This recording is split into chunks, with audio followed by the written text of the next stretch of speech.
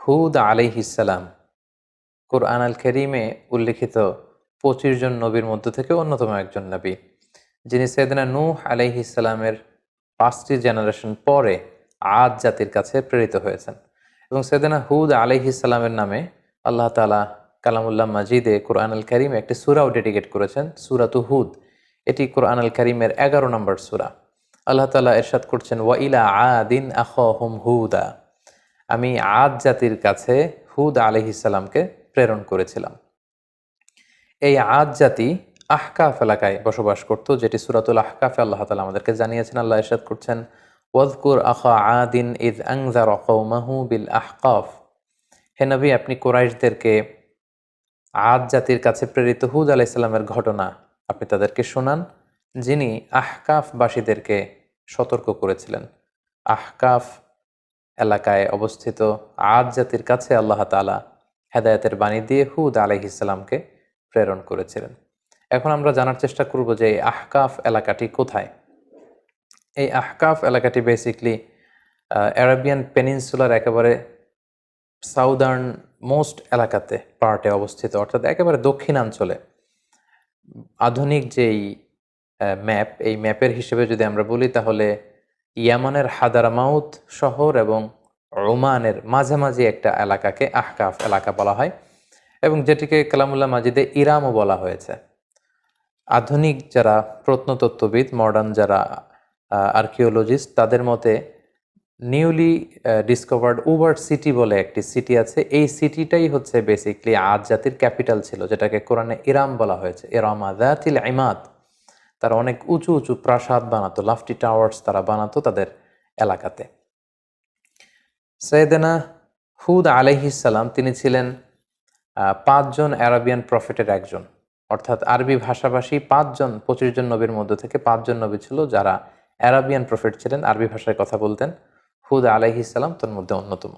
সেই ৫ জন নবী হচ্ছেন হুদ আলাইহিসসালাম, সলেহ আলাইহিসসালাম, ইসমাঈল আলাইহিসসালাম, শুআয়ব আলাইহিসসালাম এবং মুহাম্মদুর রাসূলুল্লাহ সাল্লাল্লাহু আলাইহি ওয়াসাল্লাম। এই ৫ জনই আরবি ভাষায় কথা বলতেন। এবার আমরা জানবার চেষ্টা করব যে আদ জাতির কিছু ফিচার্স, তাদের ক্যারেক্টারিস্টিক্স কেমন ছিল, তাদের স্বভাব, তাদের অভ্যেস, তাদের গুণাবলী কেমন ছিল। আমরা কালামুল্লাহ মাজিদ থেকে জানতে পারি যে তারা ছিল শাদীদুল বাতশ, খুব শক্তিশালী, খুব মাইটি একটা নেশন ছিল আদ জাতি। এবং তারা ছিল মুত্রিফুন ওয়া আগনিয়া, অত্যন্ত ধনী, বিলাসী যাপনের অধিকারী তারা ছিল। তাদের আন্ডারে অনেক বাগান ছিল, তাদের এলাকায় অনেক ঝর্ণা ছিল, পশু সম্পদ দিয়ে আল্লাহ তাআলা, কৃষিজ সম্পদ দিয়ে আল্লাহ তাআলা তাদেরকে সমৃদ্ধ করেছিলেন। এবং তাদের বিল্ডিংগুলো ছিল অনেক উঁচু উঁচু, বিনা উহুম শামিখুন ওয়া আলিন, অনেক উঁচু টাওয়ার তারা বানাতে পারত, এবং তারা মূর্তি পূজা করত। এই হচ্ছে ইন জেনারেল আদ জাতির কিছু বৈশিষ্ট্যের কথা আমরা কোরআন সুন্নাহ থেকে পাই। আমরা যদি সরাসরি কালামুল্লাহ মাজিদের দিকে তাকাই, তাহলে দেখব যে কালামুল্লাহ মাজিদ আমাদেরকে বলেছে তারা উঁচু স্থাপনা নির্মাণে খুব পারদর্শী ছিল। এবং সাইয়েদনা নূহ আলাইহিস সালামের কওমের পরেই আল্লাহ তাআলা আদ জাতিকে এই পৃথিবীতে স্থলাভিষিক্ত করেছেন। আল্লাহ তাআলা ইরশাদ করেছেন, ইয জাআলাকুম খুলাফাআ মিন বা'দি কওমি নূহ ওয়া যাদাকুম ফিল খালকি বাসতা। তোমাদেরকে আল্লাহ তাআলা নূহ আলাইহিস সালামের কওমের পরে পৃথিবীতে স্থলাভিষিক্ত করেছেন, এবং ওয়া যাদাকুম ফিল খালকি বাসতা, তোমাদেরকে আল্লাহ ফিজিক্যালি ওয়েল বিল্ড করেছেন, অর্থাৎ খুব সুঠাম দেহের অধিকারী ছিল আদ জাতির লোকজন। আদ নেশনের লোকজন অত্যন্ত শক্তিশালী সুঠাম দেহের অধিকারী ছিল। এবং সূরা শুআরাতে আল্লাহ তাআলা আদ জাতির ব্যাপারে বলছেন যে আতাবনুনা বিকুল্লি রিইন আয়াতান তা'বাসুন, তোমরা কেন প্রতিটি রোড ক্রসিংয়ে বা প্রতিটি উঁচু জায়গায় কেন তোমরা বড় বড় লফটি টাওয়ার্স, অনেক উঁচু উঁচু টাওয়ার তোমরা কেন বানাচ্ছ। ওয়া তাত্তাখিযুনা মাসানিআ লাআল্লাকুম তাখলুদুন, আর তোমরা বড় বড় রয়্যাল প্যালেস বানাও, রাজপ্রাসাদ বানাচ্ছ, এবং তোমরা ভাবছো এই প্রাসাদগুলোই তোমাদেরকে পৃথিবীতে চিরকাল বাঁচিয়ে রাখবে, তোমরা চিরকালের জন্য পৃথিবীতে প্রাসাদের মধ্যে থাকতে পারবে, এমনটি তোমরা ভাবো। ওয়াইদা বাতাসতুম বাতাসতুম জাব্বারিন, আর যখন তোমরা অ্যাটাক করো কোনো জাতিগোষ্ঠীর উপর, তোমরা ভয়ঙ্কর ভাবে অ্যাটাক করো, খুবই আগ্রাসী মনোভাব নিয়ে অ্যাটাক করো। অর্থাৎ আদ জাতি খুব দুর্ধর্ষ একটা জাতি ছিল, যারা আশেপাশের অন্যান্য জাতির উপর অত্যাচার চালাতো, তাদেরকে যখন অ্যাটাক করতো খুব মারাত্মকভাবে তারা অ্যাটাক করতো। এবং সূরাতুল ফজর আল্লাহ তাআলা ইরশাদ করছেন, ইরামা যাতিল ইমাদ আল্লাতী লাম ইউখলাক মিসলুহা ফিল বিলাদ, তাদের আবাসস্থল ছিল ইরাম এলাকায়, যেটাকে আমরা বলেছি বিশাল আহকাফ রিজিয়নের মধ্যে আদ জাতির ক্যাপিটাল ছিল এই ইরাম, যেটাকে আধুনিক সময়ে মডার্ন আর্কিওলজিস্টরা এটাকে উবার্ট সিটি বলে, যেটাকে বলছে উবার্ট সিটি, এটাই ছিল বেসিকলি আদ জাতির ক্যাপিটাল বা রাজধানী। এবং সেখানে জাতিল ইমাদ, তারা বড় বড় স্থাপনা নির্মাণে খুবই পারদর্শী ছিল। আল্লাতি লাম ইউখলাকু মিসলুহা ফিল বিলাদ, এরকম বড় বড় কনস্ট্রাকশন, এরকম বড় বড় স্থাপনা পৃথিবীতে অন্য কোনো জাতিগোষ্ঠীর মধ্যে তৎকালীন সময়ে দেখা যেত না, যেটা তারা তাদের এলাকাতে এই স্থাপনাগুলো করেছিল।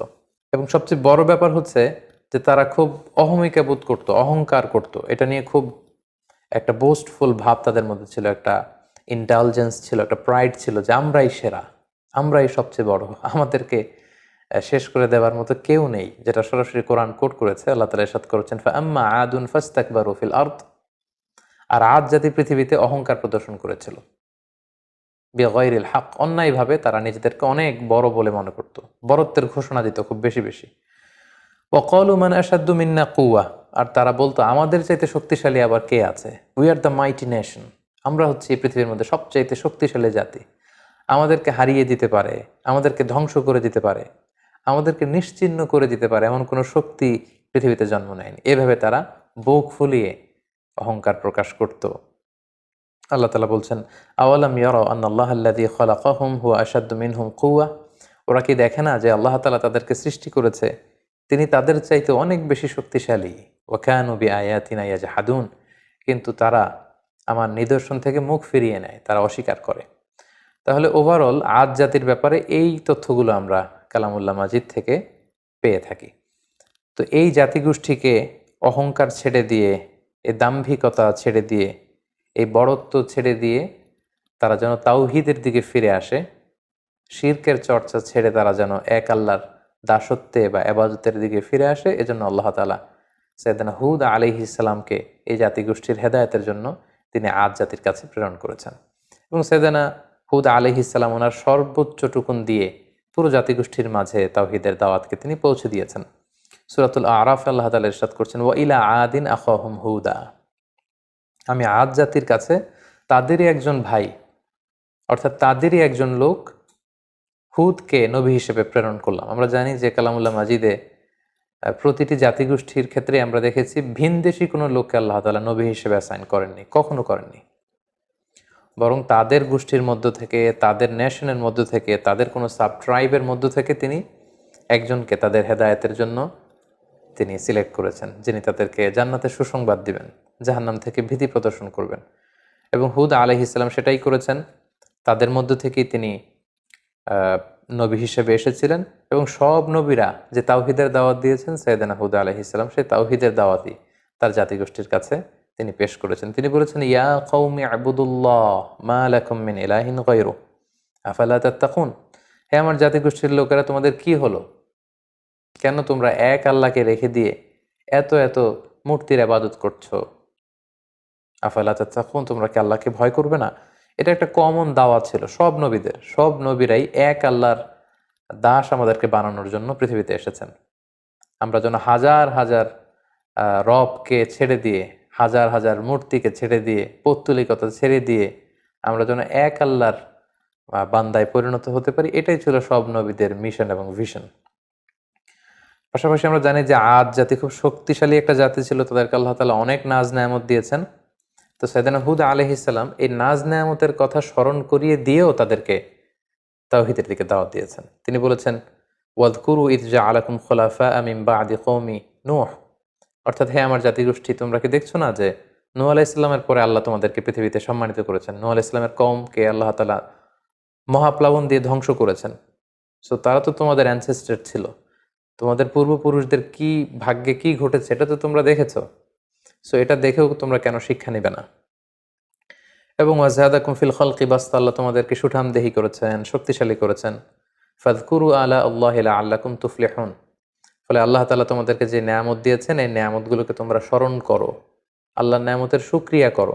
এইভাবে তিনি দাওয়াত দিতে লাগলেন। পাশাপাশি তিনি বোঝাতে চাইলেন যে তোমরা যতই পাপ করো না কেন, যতই অন্যায় করো না কেন, আল্লাহর তওবার দরজা, রহমতের দরজা এটা তোমাদের জন্য খোলা সব সময়। The door of Allah is open for you 24/7। যে কোনো সময় তুমি ইস্তেগফার করো, তওবা করো, শিরক থেকে ফিরে এসে এক আল্লাহর ইবাদতে মনোনিবেশ করো, আল্লাহ তাআলা তোমাদেরকে ক্ষমা করবেন। এবং সেটাই তিনি বললেন, ইয়া কওম ইস্তাগফিরু রাব্বাকুম, হে আমার জাতিগোষ্ঠীর লোকেরা, তোমরা আল্লাহর কাছে ক্ষমা চাও। সুম্মা তুবু ইলাইহি, আল্লাহর দিকে ফিরে আসো। Come back to your lord. ইউরসিলিস সামা আলাইকুম মিদরারা, তাহলে আকাশ থেকে আল্লাহ তাআলা রহমতের বাড়ি বর্ষণ করবেন। ওয়াইয়াজিদুকুম কুওয়াতান ইলা কুওয়াতিকুম, এখন যে শক্তিমত্তা আছে এটাকে আল্লাহ আরো বাড়িয়ে দিবেন, আরো শক্তিশালী জাতিতে তোমরা রূপান্তরিত হবে। ওয়ালা তাতাওয়াল্লাউ মুজরিমিন, আর তোমরা অবাধ্যতা করে পাপাচারিতায় মগ্ন হয়ে মুখ ফিরিয়ে নিও না। সাইয়েদনা হুদ আলাইহিস সালাম এভাবে তিনি জাতিগোষ্ঠীর হেদায়েতের জন্য দাওয়াত দিতে লাগলেন, তাওহীদের বাণী তিনি শোনাতে লাগলেন।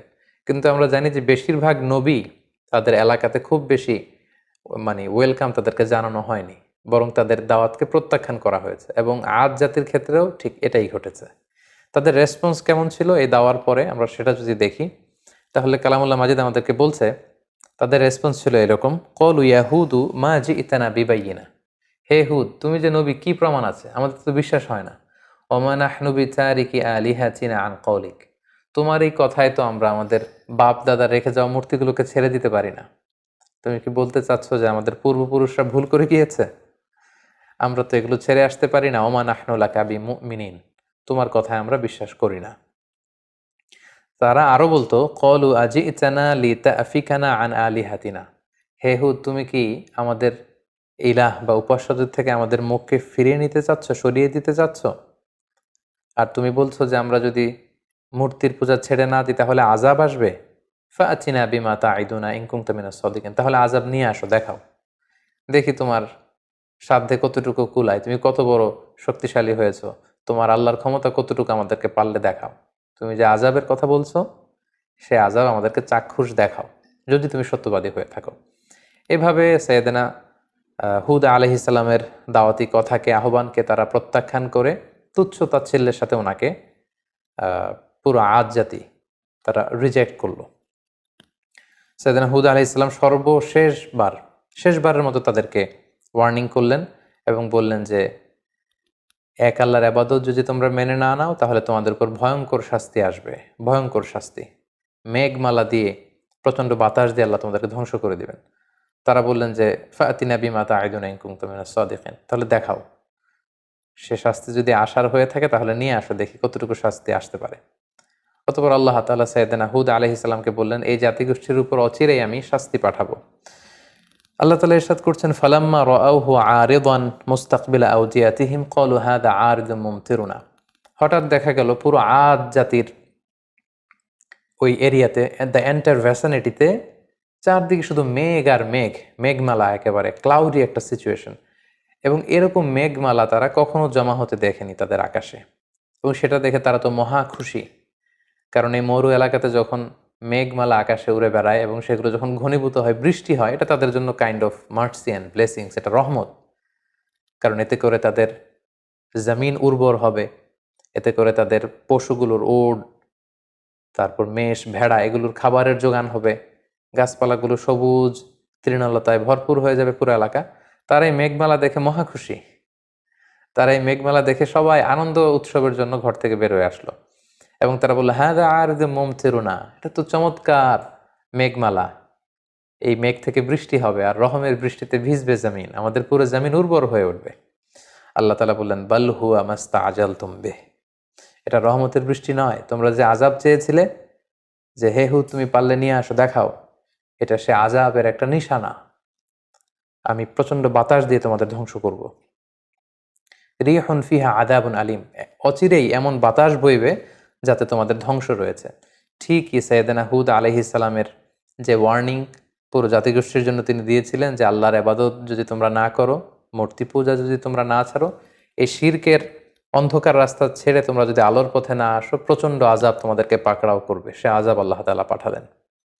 আল্লাহ তাআলা সূরা হাক্কাতে বলছেন, ওয়া আম্মা আদুন ফাউহলিকু বিরিহিন সরসরিন আতিয়া, প্রচণ্ড ঝঞ্ঝা বিক্ষুব্ধ বাতাস আল্লাহ তাআলা পাঠালেন। Violent wind storm with cold wave, প্রচণ্ড শৈত্যপ্রবাহ, প্রচণ্ড ঠান্ডা ঝড়ো হাওয়া।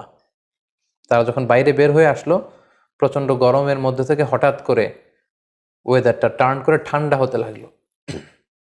ঠান্ডা হতে হতে প্রচণ্ড ঠান্ডায় পুরো এলাকার মধ্যে প্রচণ্ড শৈত্যপ্রবাহ শুরু হয়ে গেল এবং প্রচণ্ড ঠান্ডা ঝঞ্ঝাবায়ুতে, এই ঠান্ডা ঝড়ো হাওয়াতে এলাকার লোকজন আর বাইরে অবস্থান করতে পারলো না, সকলে ঘরের ভেতরে চলে গেল। এবং আল্লাহ তাআলা বলছেন, সাখখারাহা আলাইহিম সাবা আলাইয়ালিন ওয়া সামানিয়াতা আইয়াম, টানা 7 রাত 8 দিন এই প্রচণ্ড শৈত্যপ্রবাহে পুরো এলাকাটাকে আল্লাহ নাস্তানাবুদ করে দিলেন। প্রত্যেকটা মানুষ প্রচণ্ড ঠান্ডায় তারা যে যেখানে ছিল প্রত্যেকের ঘরে সেখানে মৃত্যুবরণ করলো। হুসুমান ফাতারাল কওমা ফিহা সারআ। আল্লাহ তাআলা বললেন, নবী হে, আপনি যদি তখন থাকতেন, আদ জাতির উপর এমন ভায়োলেন্ট উইন্ড স্টর্ম আমি পাঠিয়েছি শৈত্যপ্রবাহের সাথে, পুরো নেশন ওয়াইড ডিস্ট্রাকশন ছিল সেটা। আপনি থাকলে দেখতে পেতেন যে ফাতারাল কওমা, পুরো জাতিটা একসাথে, ফিহা সারআ, ভূলুণ্ঠিত হয়ে জমিনে উপর হয়ে পড়েছিল, চিৎপটাং হয়ে পড়েছিল। তাদেরকে দেখলে আপনার মনে হতো কান্নাহুম আজাজু নাখলিন খাওয়িয়া, এগুলো যেন কেমন যেন ভেঙে যাওয়া খেজুর গাছ। অনেক খেজুর গাছ আছে অনেক দিন পুরনো হয়ে যাওয়াতে এটা ভেঙে মাটিতে লুটিয়ে থাকে, ভুলুণ্ঠিত হয়ে থাকে। পুরো আদ জাতির নাসিবে আমি এটাই রেখে দিয়েছিলাম। প্রচণ্ড ঠান্ডা বাতাসে, প্রচণ্ড ঝড়ো হাওয়া দিয়ে, শৈত্যপ্রবাহের মধ্য দিয়ে, রিহেন সরসার, ঝঞ্ঝা বিক্ষুব্ধ বাতাস দিয়ে আমি এই জাতিটাকে ধ্বংস করে দিয়েছি। এবং আপনি দেখলে বুঝতে পারবেন না পুরো এলাকাটার এমন ভয়ঙ্কর অবস্থা আমি আল্লাহ তাআলা করে দিয়েছি। আপনি দেখলে বুঝতেই পারবেন না যে এখানে এরকম মাইটি নেশন, এরকম শক্তিশালী একটা জাতি এখানে ছিল, এটা দেখে বোঝারই উপায় নেই। সম্মানিত শুধু ঠিক এভাবেই এই পৃথিবী থেকে এরকম একটি মাইটি নেশনের বিদায় ঘটেছে আল্লাহ তাআলার অবাধ্যতার কারণে, অহংকার প্রদর্শনের কারণে। সেদিন হুদ আলাইহিস সালামের আনিত এই দাওয়াতকে প্রত্যাখ্যান করবার কারণে পুরো জাতিগোষ্ঠীকে আল্লাহ তাআলা ধ্বংস করে দিয়েছেন। এই হুদ আলাইহিস সালামের পুরো জীবনী থেকে আমরা কি শিখতে পারি? আমরা যদি কিছু লাইফ লেসন এখান থেকে নিতে চাই, তাহলে আমরা প্রথমেই বলবো, 1 নম্বর যেটা আমরা শিখতে পারি যে আল্লাহ তাআলা যদি আমাদেরকে কোনো নেয়ামত দিয়ে থাকেন, আমাদের কৃতজ্ঞ হওয়া উচিত, গ্রেটফুল হওয়া উচিত, শুকরিয়া জ্ঞাপন করা উচিত, শুকর গুজার হওয়া উচিত। তাদেরকে আল্লাহ তাআলা বাস্তাতান ফিল খালক, সুঠামদেহী বানিয়েছেন, শক্তিশালী বানিয়েছেন, বড় বড় টাওয়ার বানানোর সুযোগ করে দিয়েছেন, প্রতিপত্তি দিয়েছেন, শান শওকত দিয়েছেন। কিন্তু তার বিপরীতে এগুলোর শুকর গুজার তারা হয়নি। আল্লাহ তাআলা শুকরিয়া না করে তারা সেখানে অহংকার প্রদর্শন করছিল, নিজেদের বরত্বের ঘোষণা দিচ্ছিল। সো এই শিক্ষাটি আমরা নিতে পারি, আল্লাহর কোনো নেয়ামত পেলে যেন আমরা নেয়ামতের শুকরিয়া করি। আল্লাহ তাআলা বলছেন, লা ইন শাকারতুম লা আযীদান্নাকুম ওয়া লা ইন কাফারতুম ইন্না আযাবি লাশাদীদ। যদি তোমরা আমার নেয়ামতের শুকরিয়া করো, আমি আল্লাহ তাআলা এই নেয়ামতকে আরো বহুগুণ বাড়িয়ে দেব। আর যদি না শুকরি করো, তাহলে জেনে রাখো আমার শাস্তি বড় ভয়ঙ্কর। 2 নম্বর যে শিক্ষাটি আমরা পাই সেটা হচ্ছে আমাদের হিস্ট্রি থেকে শিক্ষা নেওয়া উচিত। অর্থাৎ ইতিহাস থেকে আমাদেরকে শিক্ষা নিতে হবে। একটা কথা বলা হয় এরকম যে ইতিহাসের সবচেয়ে বড় শিক্ষা হচ্ছে যে মানুষ ইতিহাস থেকে শিক্ষা নিতে চায় না। কারণ আমরা কালামুল্লাহ মাজিদের আয়াত থেকে আমরা জানতে পেরেছি ইমিডিয়েটলি আফটার কওমে নূহ তারা পৃথিবীতে এসেছিল। আদ জাতিকে আল্লাহ তাআলা নূহ আলাইহিস সালামের কওমের পরেই মহাপ্লাবন দিয়ে যখন পুরো নূহ আলাইহিস সালামের মুশরিক কওমকে আল্লাহ ধ্বংস করেছেন, তারপরে আদ জাতি এসেছিল। সো তাদের হাতের নাগালেই ছিল সেই ঘটনা, কিভাবে বন্যা হয়ে পুরো পৃথিবীবাসী শেষ হয়ে গিয়েছিল আল্লাহ তাআলার অবাধ্যতার কারণে। সো এটা ভুলে যাওয়াটা তাদের জন্য বুদ্ধিমত্তার পরিচয় ছিল না, বরং সেখান থেকে তাদের শিক্ষা নেওয়া দরকার ছিল। সো এটাও আমরা এখান থেকে শিখলাম যে ইতিহাস যেন আমরা ভুলে না যাই, আমরা যেন ইতিহাস থেকে শিক্ষা নিতে পারি। 3 নাম্বার যে শিক্ষাটি আমরা এখান থেকে পেতে পারি সেটা হচ্ছে অহংকার এবং ঔদ্ধত্যের শেষ পরিণতি হচ্ছে ধ্বংস। আল্লাহ তাআলা তাদেরকে অনেক শক্তি দিয়েছেন, তারা অনেক শক্তিশালী একটি জাতি ছিল, মাইটি নেশন ছিল, কিন্তু তাদের অহংকার এবং ঔদ্ধত্যের কারণে কিন্তু আল্লাহ তাআলা ধ্বংস করে দিয়েছেন। কারণ অহংকারকারীদেরকে আল্লাহ তাআলা কখনোই পছন্দ করেন না। হাদিসে কুদসিতে, সুনান ইবনে মাজায় একটি হাদিস এসছে, হাদিসে কুদসি, সেখানে আল্লাহ তাআলা ইরশাদ করছেন, আল কিবরিয়া উ রিদাই, অহংকার হচ্ছে আমার চাদর, ওয়ালা আযামাতু ইজহারি, আর বড়ত্ব হচ্ছে আমি আল্লাহর লুঙ্গি। ফামান নাযাআনি ওয়াহিদাম মিনহুমা আলকাইতুহু ফিন্নার ওয়ালা উবালি, যে আমার এই চাদর ধরে টান দেয়, অর্থাৎ যে অহংকার করতে চায়, যে নিজেকে নিজের বরত্বের ঘোষণা দিতে চায়, সে কেমন যেন আমার চাদর, আমার লুঙ্গি ধরে সে টান দিচ্ছে। সো যে আমার অহংকারের এই এই চাদর ধরে টান দেয়, তাকে আমি জাহান্নামে নিক্ষেপ করব। ওয়ালা উবালি, আই ডোন্ট কেয়ার। আল্লাহ বলেন তাদের দিকে আমি ভ্রুক্ষেপ করব না। সো আমরা যেন আল্লাহর দেয়া নেয়ামতের শুকর গুজার হতে পারি, আমরা যেন ইতিহাস থেকে শিক্ষা নিতে পারি এবং সব সময়ের জন্য আমরা যেন অহংকার এবং ঔদ্ধত্যকে পরিহার করে বিনয়ী বান্দা হতে পারি। আল্লাহ তাআলা আমাদের সবাইকে কথাগুলো বুঝার ও আমল করার তৌফিক দান করুক।